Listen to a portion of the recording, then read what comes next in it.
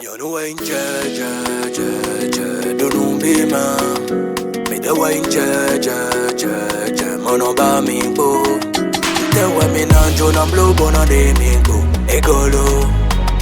Me the wine don't know me man. Donc quand il voudra quelque chose de vous que vous estimerez ne pas pouvoir lui donner, il utilisera cela comme un moyen de pression. C'est pas, si vous voyez.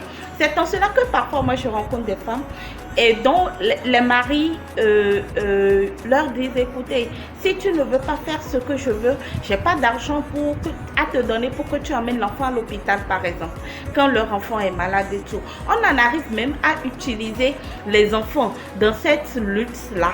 On veut avoir raison coûte que coûte. Donc c'est dire que quand vous rentrez dans une relation par manque financier, mine de rien, c'est dangereux. Je crois que, comme j'ai l'habitude de le dire, si vous avez un manque, essayez de vous le donner. Ce que vous voulez que les autres vous donnent, donnez-le vous à vous-même d'abord. Quand vous sentirez que vous n'êtes plus dans ce manque-là, vous n'irez plus vers une relation par manque financier. C'est-à-dire que même souvent, ce n'est pas de l'amour, hein. Ce n'est pas de l'amour, c'est que quand tu rencontres quelqu'un tout de suite et que tu vois que cette personne, toi tu as déjà un manque financier, tu vois que cette personne est capable de t'apporter ce manque-là. Souvent, on rentre dans la relation beaucoup plus parce que on a envie que l'autre vienne combler ça. Vous voyez, donc quand l'autre comble ça, effectivement, on est ému, on est heureux de voir que son manque est comblé. Mais est-ce de l'amour ou de l'émotion? Il faudrait peut-être apprendre à faire la différence. L'amour, ça dure. L'amour ne s'éteint pas. Alors que les émotions, elles s'éteignent. Elles durent juste un temps. Donc, pour conclure ce côté-là, je dirais que celui qui vous apporte les finances dont vous avez besoin, celui-là c'est le sauveur. C'est pas si vous voyez. Et donc vous devenez la sauvée. Et généralement c'est ça, c'est les femmes qui aiment se retrouver dans ces situations-là.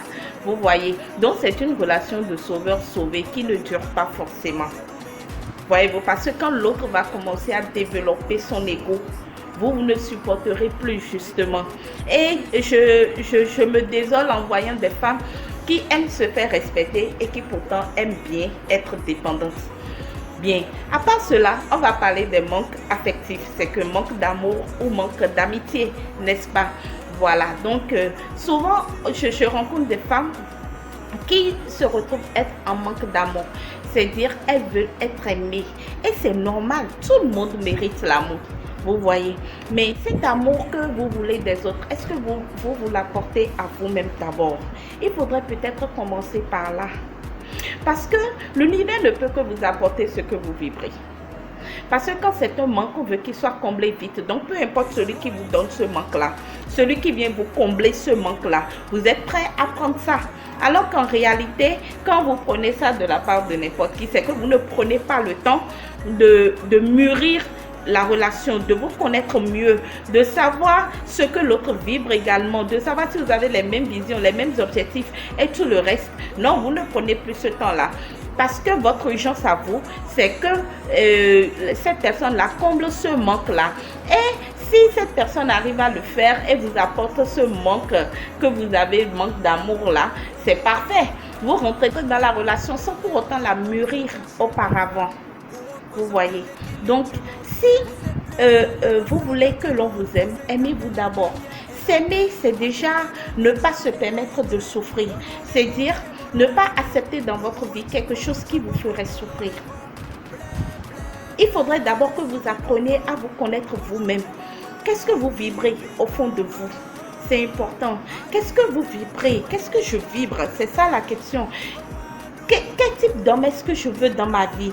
Comment je veux qu'un homme se comporte avec moi? Vous voyez.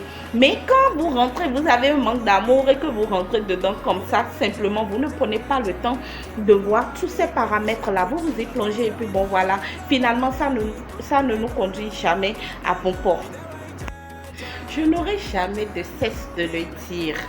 Ce que vous voulez que les autres vous donnent, donnez-vous cela à vous-même. Apprenez à le faire. Si c'est un manque financier, battez-vous pour ça. Vous n'avez pas d'emploi, ok, parfait, pas de souci. Tout le monde ne peut pas en avoir. C'est un phénomène récurrent, ce truc-là. Définissez un projet sur lequel vous pouvez aller. Je ne sais pas si vous voyez. Commencez par là. Réfléchissez à comment vous voulez mener votre vie professionnelle. À comment est-ce que vous voulez la diriger. Comment est-ce que vous voulez la vivre, votre vie professionnelle. Réfléchissez à ça. D'accord? Mais ne rentrez pas dans une relation parce que quelqu'un peut vous apporter ces finances-là. Encore, je retrouve des femmes qui rentrent dans des relations qui se font battre. C'est pour ça que je dis, il faut voir ce qui vous nourrit, ce qui vit en vous. Est-ce que vous aimez vous faire battre? Donc, vous n'aimez pas vous faire battre. On est bien d'accord. Mais vous rentrez dans une relation avec quelqu'un que vous ne connaissez pratiquement pas. Avec qui vous avez fait 3 mois, 4 mois, 1 an, séparés en plus. Et du coup, c'est l'amour fou et vous rentrez dedans parce que vous êtes en manque d'affection, vous n'aimez pas être seul. La solitude, c'est une expérience qu'il faut vivre parce qu'elle vous permet de vous recentrer sur vous-même et de connaître vos véritables besoins. Ces besoins-là qui vont vous nourrir positivement. La solitude vous permet de voir ça. Mais quand vous êtes en manque d'amour et que vous ne voulez jamais être seul, vous plongez dans une relation avec quelqu'un que vous ne connaissez pas et cette personne commence à vous battre. Est-ce que vous vous aimez? Mais vous restez parce que vous dites, je l'aime, je ne vais pas le quitter. Est-ce que vous vous aimez comme ça? Si vous vous aimez, vous ne resterez pas avec quelqu'un qui vous bat. Parce que comment peut-on s'aimer soi-même et se laisser battre? Quand on s'aime, est-ce qu'on aime se faire souffrir? Ben, c'est la question, répondez peut-être en commentaire pour que moi je sache. Parce que quand on s'aime, on ne veut pas souffrir. Il y a un certain nombre de choses qu'on ne veut pas expérimenter parce qu'on s'aime, parce qu'on veut du meilleur pour soi-même. N'est-ce pas? Maintenant, si vous ne vous aimez pas suffisamment, ne vous attendez pas à ce que quelqu'un d'autre vous apporte de l'amour. Il y aura toujours quelque chose qui va manquer. Quelque chose qui va faire que ce ne sera jamais vraiment ce que vous désirez. Parce que vous-même, vous acceptez souffrir. Ce n'est pas possible. Donc, par rapport à ça, si je continue de le dire, ce que vous voulez que les autres vous donnent, donnez-vous cela à vous-même. Et dès que c'est fait, l'univers fait que vous vibrez telle chose, il vous apportera ce que vous vibrez réellement. Si vous vibrez la dépendance financière, il vous apportera quelqu'un et qui peut combler cette dépendance-là. Mais ce n'est pas vraiment celui qu'il vous faut. Si vous vibrez la dépendance affective, il vous apportera également quelqu'un qui peut vous apporter cela. Mais est-ce la personne dont vous avez réellement besoin? C'est là la question. Donc, si vous vous aimez, faites les choses comme vous aurez souhaité. Apprenez à vous apporter de l'amour à vous-même. Apprenez à vous apporter les finances à vous-même. Ne rentrez pas dans des relations par manque. Les relations par manque finissent toujours par mal se terminer. Il y aura des frustrations parce que quelqu'un ferait quelque chose, ça ne correspondrait pas à l'autre. Déjà, tout naturellement, même si l'amour est pur, sain, avec le respect et la maturité qu'il faut, il y a déjà des discordes. Mais ces discordes-là, quand il y a de la maturité, du respect, de l'amour, c'est que vous arrivez à les surmonter. Vous êtes prêt à communiquer pour résoudre le problème. Voyez-vous. Mais si vous êtes en dépendance, en manque affectif ou financier, quelque chose de ce genre, non, mais la personne, il y aura toujours quelqu'un qui est en position de force. Et qui ne veut vraiment pas faire de compromis. Vous voyez, parce que l'amour, l'amour n'est pas réellement là, c'est les émotions. Donc, or si l'amour est là, les deux partenaires auront besoin de discuter forcément parce qu'ils ont marre tous les deux que cette situation soit présente. Donc, dans le cas contraire, il y aura un ego surdimensionné de part et d'autre.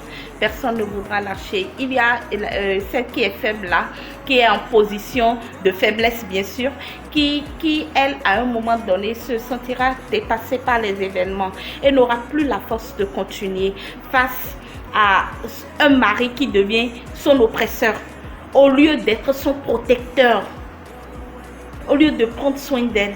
Vous voyez, donc voilà un peu ce que j'ai à partager avec vous aujourd'hui. Évitez de rentrer dans les relations sauveur-sauvé.